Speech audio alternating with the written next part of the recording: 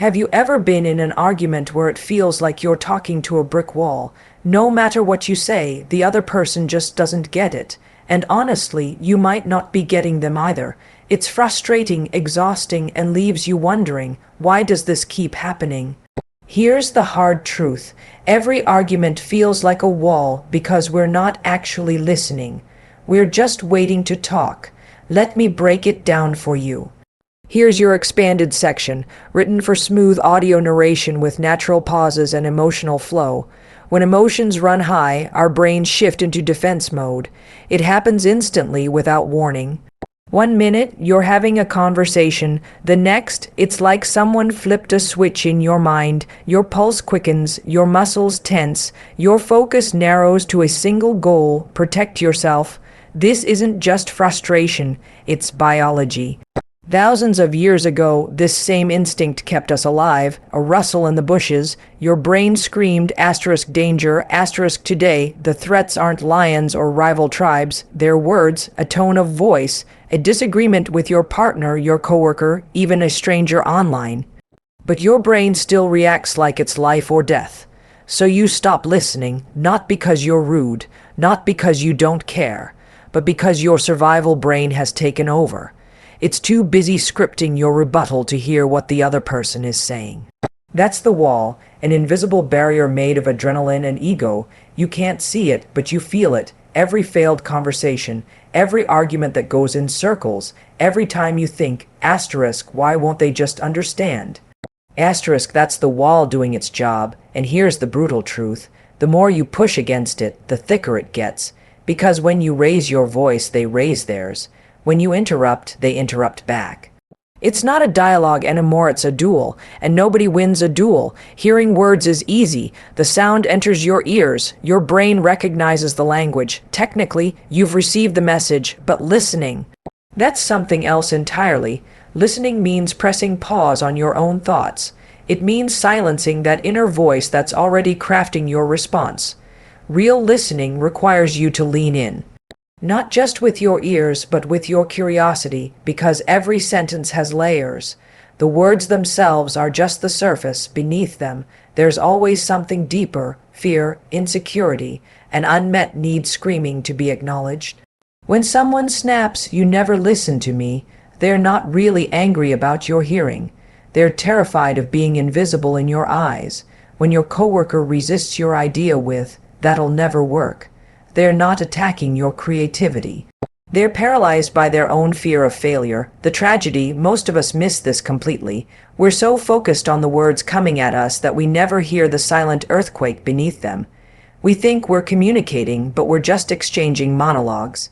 Two people talking past each other, both feeling utterly alone. This is why conversations collapse. Not because we disagree, but because we're not actually speaking the same language. You're speaking in facts. They're speaking in feelings. You're talking about what was said. They're talking about what was meant. The gap between hearing and listening is where relationships go to die. Because when someone's pain goes unheard long enough, it hardens into resentment. Into walls so thick no amount of talking can break through. The fix isn't complicated, but it's brutally hard. You have to stop treating conversations like competitions. There are no points to score, no victories to claim, just two human beings trying to bridge the impossible distance between one heart and another. Next time you're in a conversation that matters, ask yourself one question: what's the water this person is swimming in? Because nobody says anything without the context of everything they've survived. Their past rejections, their secret shames, the wounds they're still nursing. When you listen for those currents, something miraculous happens. The words transform. "You're overreacting" becomes "I'm scared of losing control." "This is stupid" becomes "I don't feel safe." That shift changes everything, because people don't need you to agree with them. They need you to see them, really see them, and that can't happen until you stop hearing with your ears and start listening with your humanity. Neuroscience proves it. There's an actual chemical reward. Hidden inside every argument you've ever had, when you win a debate, when you prove your point, when you make them finally see it your way, your brain releases dopamine, that same feel, good chemical, that comes from eating chocolate, or receiving a compliment, or winning at sports. Your body literally gives you a prize for being right. This explains so much. Why political debates turn vicious. Why family dinners explode. Why comment sections become battlefields. We're not just disagreeing, we're addicted, chasing that next hit of superiority, that rush of validation. The tragedy, this biological trick, is working against our deepest needs. Because while winning feels good in the moment, it leaves destruction in its wake. Relationships fracture, trust erodes, love grows cold, all because our brains confuse being right with being happy. Think about the last big argument you had, the one that kept you up at night, where you replayed every moment, perfecting your comebacks in your head. That wasn't just anger, that was your brain craving what it didn't get. The chemical reward of victory. Now consider this, the person you were arguing with, their brain works exactly the same way, same wiring, same addiction, same desperate need to win.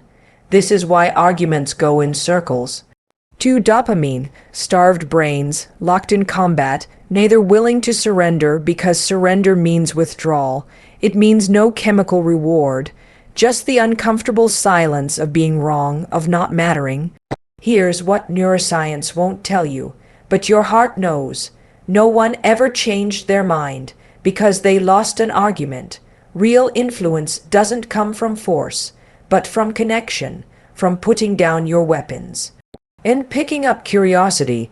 The next time you feel that surge, that burning need to prove your point, pause, ask yourself, do I want to be right or do I want to be happy? Because the cold hard truth is, you rarely get both when stress hits. That moment the argument gets heated, something terrifying happens in your brain, your prefrontal cortex, the CEO of your mind, the part that makes rational decisions, that weighs consequences, that chooses words carefully.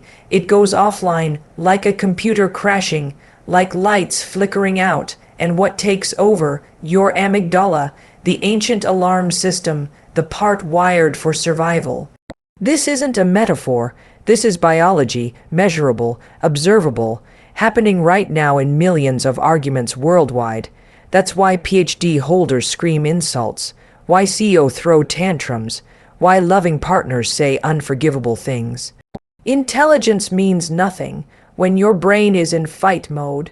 You've experienced this, that moment when words fly out, and the second they leave your mouth, you wish you could grab them back, but you can't. Because in that stressed state, your brain isn't working for you, it's working against you. It's preparing your body for literal combat, pumping adrenaline, tensing muscles, sharpening reflexes, perfect for facing a saber-toothed tiger. Disastrous for resolving relationship conflicts. This explains why couples who love each other deeply can have the same argument for years, never resolving it, just reopening wounds, because in those heated moments, they're not two rational adults, they're two nervous systems in full survival mode. The insults aren't cruelty, they're misfired defense mechanisms. The stonewalling isn't indifference, it's a biological freeze response. Recognize this pattern in yourself. That split second, when your chest tightens, when your vision narrows, when your jaw clenches, that's your signal. Your prefrontal cortex is shutting down, and what comes next won't be your best self. The solution isn't to fight harder, but to pause, to breathe, to literally step away. Give your biology time to reset. Let the chemicals dissipate. Wait until you can feel your fingers again, until your thoughts clear. Only then, when your brain's CEO is back online, should you continue the conversation. This isn't about winning arguments. It's about preventing casualties, the kind words can inflict, that linger longer than physical wounds. The most intelligent thing you can do in conflict, recognize when you're too stressed to be smart, that frustration you feel when it seems like they're not hearing you, like you're talking to a brick wall. Guess what? They're feeling the exact same way. This is the uncomfortable truth about arguments. We're all terrible listeners. When emotions run high, you know that look in their eyes, the one that says they're not understanding. Your eyes have that same look right back at them. It's not one wall standing between you, it's two, built side by side, brick by brick, from missed connections and misunderstood intentions. Here's how it happens: the moment you feel unheard, your brain sounds the alarm, emergency, not being understood. So you try harder, you talk louder, you repeat yourself, but here's what you don't notice. While you're focused on making them hear you, you've stopped hearing them. It's a perfect mirror, the very thing you're accusing them of. You're doing it too. That phrase you hate, when are you going to listen? They're thinking it about you at the same time. This isn't about blame, it's about patterns, invisible dynamics that trap us all. Watch carefully next time when someone interrupts you. Notice what you do just seconds later. You'll likely interrupt them right back. When they raise their voice, your volume increases to match. Their crossed arms, you'll find your own body closing off. We think we're responding to each other, but we're just reflecting, caught in an endless echo. The way out: break the mirror. When you notice they're not listening, stop, breathe, and ask yourself, am I truly listening either? That moment of awareness, that split second pause, it creates space for something new to happen. Try this experiment. Next argument, instead of fighting to be heard, focus completely on hearing them. Repeat their words back, not to agree, just to confirm you understand. Watch what happens. Almost like magic, their walls begin to soften because yours did first. This isn't about who's right, it's about connection, the kind that only happens when both walls come down together. The secret no one tells you: the person who listens first actually gains more power, because understanding is the real leverage. So the next time you feel like you're talking to a wall, remember, you're holding bricks too. And you get to choose whether to build or to bridge. So the next time you find yourself in an argument staring at what feels like an impenetrable wall, ask yourself one simple question: do I want to be right, or do I want to be connected? Because walls don't keep people out. They lock us in, alone, frustrated, convinced the other side will never understand. But here's the truth: every wall has a door, and that door is listening, really listening, not to reload your argument, but to understand the human behind it. So drop your bricks, stop building barriers, and walk through. The connection you've been fighting for, it's waiting on the other side.